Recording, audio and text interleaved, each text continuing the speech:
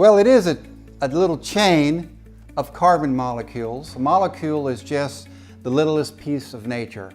Carbon, oxygen, anything that you talk about like that, silver, those are all just little molecules.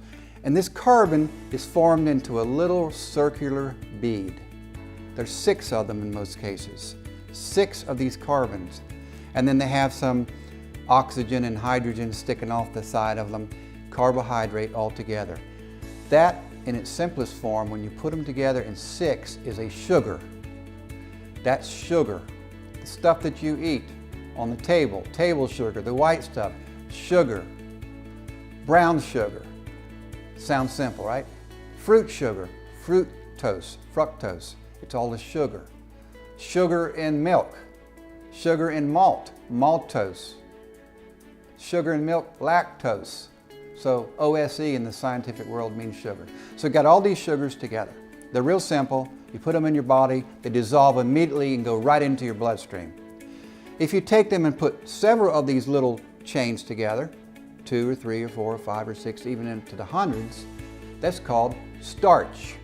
So starch is, again, just sugar. And your body is very capable of dissolving starch down into the individual sugar pieces.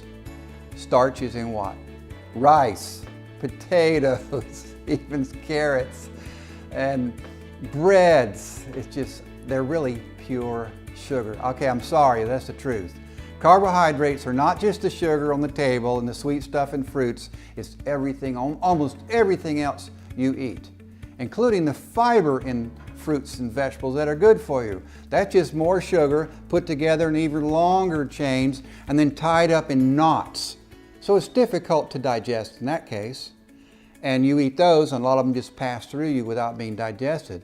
But that's not the vast majority of the carbohydrates that we get. The vast majority are in 2 forms. Simple sugars, like table sugar, and starch, like in these rice, potatoes, and you could just go on and on, corn, everything, almost everything you eat, fruits. And again, I said vegetables. They don't have very much free sugar, the sweet stuff, but the lettuces and all these things, they still have lots of carbohydrates.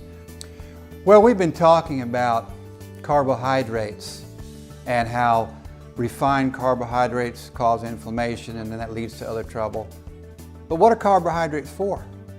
Energy. That's why you take them. You take everything else to build your body, proteins and vitamins and minerals, but the glucose, the sugars, the carbohydrates are there for energy. So if you have efficient carbohydrate management, really what that is saying is you have efficient energy management.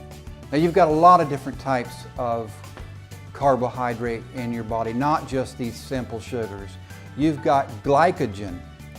So you got the real simple glucose, and then you've got the glucose, more of them together, a little larger bits together. That's glycogen. It stays around in places like your muscles, so that once you use up the glucose in your blood when you're exercising, then it's got these little storage places where it goes to before you can eat. If you take some more sugar while you're exercising, you don't ever get rid of those glycogen molecules. They stay in storage.